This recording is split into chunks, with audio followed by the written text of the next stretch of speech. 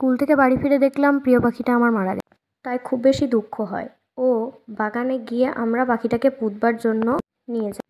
ভাবলাম ঈশ্বরের বিচারটা কিন্তু খুবই ভালো। ভালো জিনিসকে শেষ করতে বেশি সময় লাগে না। নিজের প্রিয় জিনিসটাকে নিজের হাতে কখনো কবর দিয়েছো? এই কাজটা করার সময় আমার বুক ফেটে যাচ্ছে। ও দুটো পাখি, তার মধ্যে ওই আমার কাছে সবচেয়ে প্রিয় ছিল এবং সবচেয়ে গুরুত্বপূর্ণ ছিল। ওকে হাতে না নেওয়া পর্যন্ত আমি কোনো কাজই করতাম না, সঙ্গে সাথে নিয়ে খেতেও বসতাম স্কুল থেকে এসে। তাই আজকে খুব দুঃখ পাচ্ছি, কারণ আজকে আর ওই জিনিসটা করা হলো না। ওর আসলে জ্বর হয়েছিল আর ও নিশ্চল হয়ে গেছে। স্কুল থেকে ওর ওষুধও জেনে এসেছিলাম, কিন্তু বাড়িতে এসে আনফর্চুনেটলি এই ঘটনা দেখে খুব বেশি খারাপ লাগলো। আর দেখো চাপা দেওয়ার সময় কি অবস্থা হচ্ছে আমার।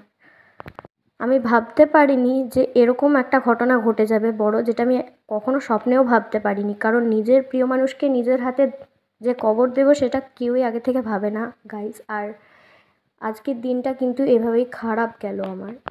শেষে আমি ওকে ফুল দিয়ে ভালো করে প্রণাম করলাম, যাতে ও আমাকেও আশীর্বাদ করে। বাই বাই চিকু, আমরা আবার পরের জন্মে দেখা করব।